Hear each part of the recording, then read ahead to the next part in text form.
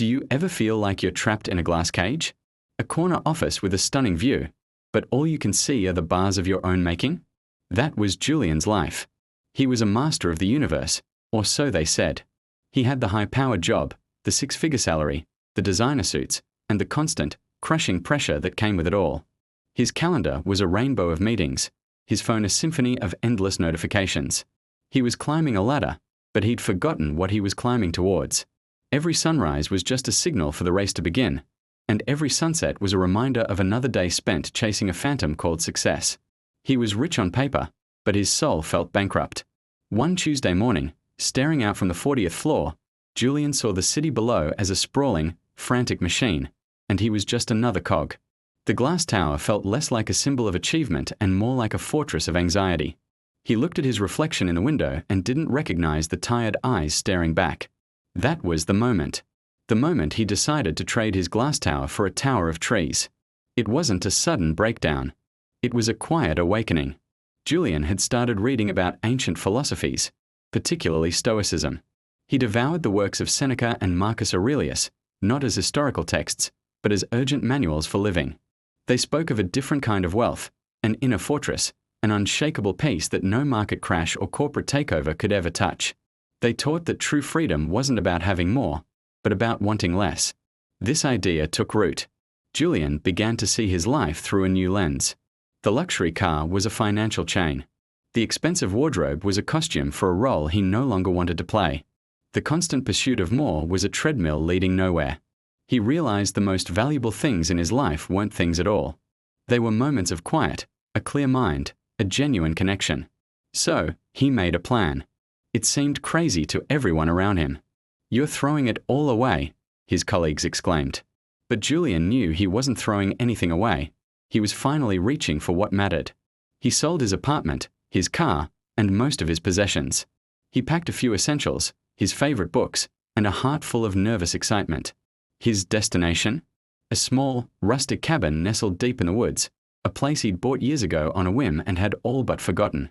The first few weeks were a shock to the system. The silence was deafening. No sirens, no emails, no deadlines. At first, his mind, so used to the constant hustle, screamed in protest. He felt restless, anxious, bored. He would instinctively reach for his phone, only to remember there was no signal. The city had trained him for distraction, but the woods demanded presence. Slowly, very slowly, he began to adapt.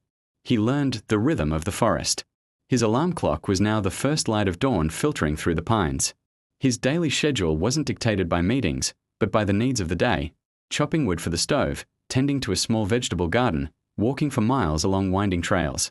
His work was no longer about spreadsheets and profit margins, but about survival and simplicity.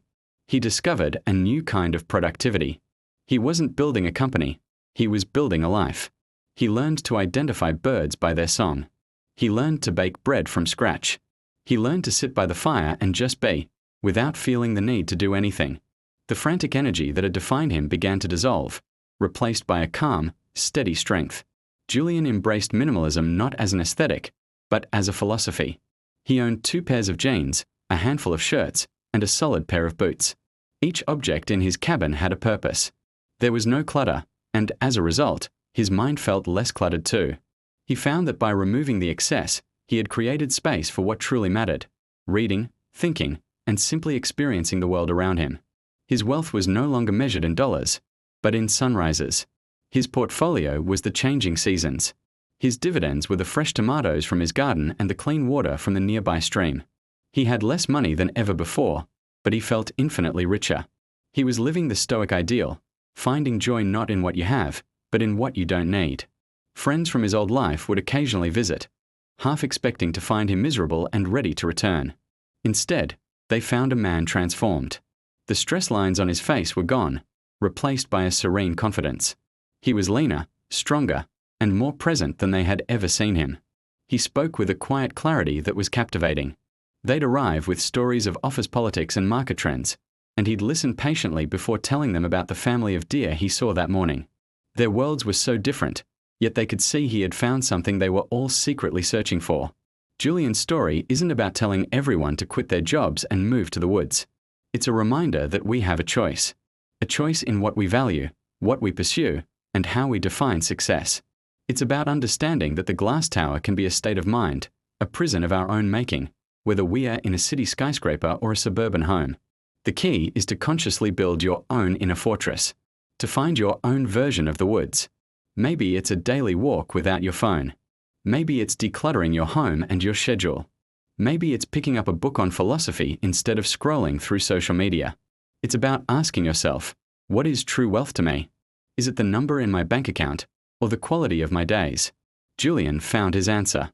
He traded a life of frantic accumulation for a life of profound appreciation. He learned that the greatest luxury isn't owning the world, but wanting none of it. He is a modern-day hermit, not because he rejects the world, but because he has found a better one within himself. His cabin in the woods is not an escape. It's his throne, the capital of his own peaceful kingdom. And from there, he reigns, not over a company or an empire, but over himself. And that is the greatest power of all.